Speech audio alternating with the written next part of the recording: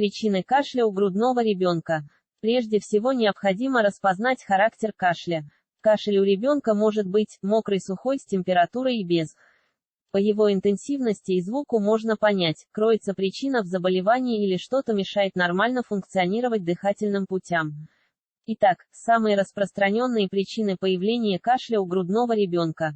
1. ОРВИ. Более чем в 90% случаев кашель является первым симптомом начинающегося ОРВИ. Малыш изредка покашливает, интенсивность кашля усиливается в вечернее и ночное время. Горло красное, воспаленное. Клетки начинают выделять мокроту. Очень опасен затянувшийся у грудничка кашель, который длится более 2 недель. Ослабляется иммунная защита, процесс может приобрести хронический характер. Читаем о мокром кашле у грудного ребенка 2. Воспалительный процесс верхних отделов дыхательных путей характеризуется навязчивым кашлем, поначалу сухим. Очень мучителен для ребенка. При запущенном состоянии может грозить осложнениями. Наиболее опасный – ложный круп. При нем стенки горла резко сужаются, ребенок в связи с недостатком кислорода начинает хрипло свистеть и задыхаться. Болезнь требует немедленного обращения к врачу. Читаем о сухом кашле у грудного ребенка 3. Сухой воздух в помещении может спровоцировать першение в горлышке. Если у грудного ребенка сильный кашель, не имеющий предпосылок к болезни, вам стоит обратить внимание на нормализацию влажности в комнате новорожденного малыша. 4. Воспаление среднего уха. При воспалении среднего уха у ребенка начинается рефлекторный кашель. Это реакция организма на данное воспаление. При надавливании на мочку уха ребенок издает резкий пронзительный вскрик, значит, причина именно в ушной боли. Лучшим вариантом будет вызвать неотложную скорую помощь. 5. Вдыхание инородного тела. Если в дыхательные пути ребенка попал инородный предмет, любой, срочно звоните 03. Под угрозой жизни ребенка и счет времени идет на секунды. Не стучите по спинке и не пытайтесь выбить этот предмет наружу, вы можете добиться того, что он застрянет в трахее или бронхах. 6. Загрязненный воздух в помещении накурено, либо на улице слишком загазовано.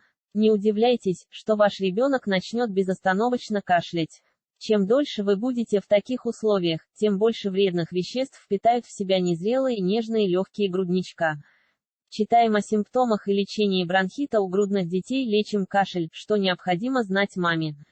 Лечение кашля как с температурой, так и без температуры должно проводиться только под наблюдением врача-педиатра.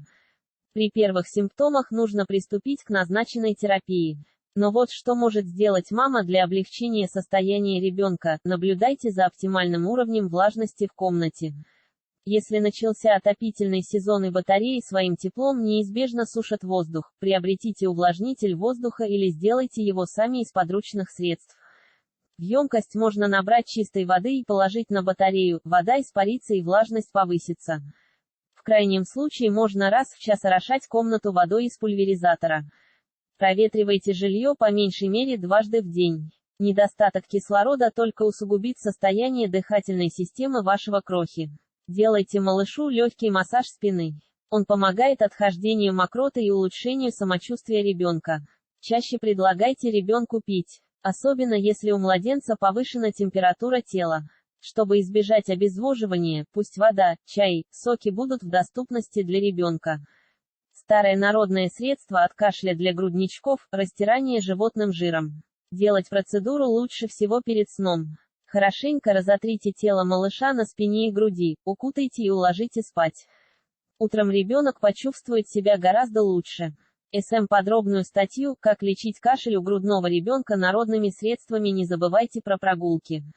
Вдыхая свежий воздух, легкие малыша раскрываются, наполняются силой и свежестью. Малыш отвлечется от мучительного кашля, а хорошее настроение всегда положительно влияет на процесс выздоровления. Отличное средство для лечения кашля на начальной стадии – небулайзер. Наливайте в стаканчик 5 мл физз. Раствора продается в аптеке в пределах 50 рублей. И даете дышать ребенку в течение 5-7 минут.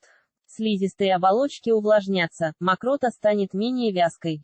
Повторять процедуру можно 2 раза в день. Этот способ эффективен, когда имеет место быть кашель без температуры.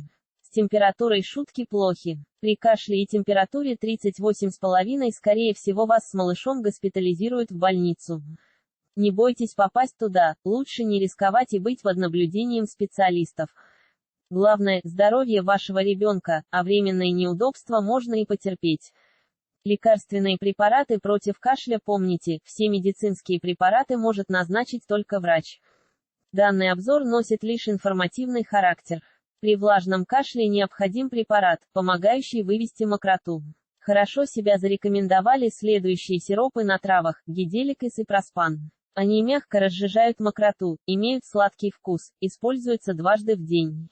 При сухом кашле хорошо помогает гомеопатический сироп Стадали, гомеопатический препарат оцилококцинум, гранулы для растворения в воде.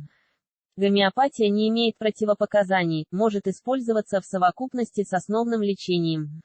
Облегчают дыхание и смягчают кашель пластыри сопелка. Они клеятся на одежду, пропитанные экстрактами полезных трав, которые благотворно влияют на слизистые оболочки носа и гортани. Спреи грудничкам противопоказаны из-за опасности удушья. Однако при сильном воспалительном процессе возможно применение спрея Тантум Верде. Он имеет сладкий привкус, смягчает боль в горле и притупляет приступы кашля. Подробная статья о лекарствах от кашля важна. Статья «Детская аптечка для новорожденных. Состав аптечки. Полный список».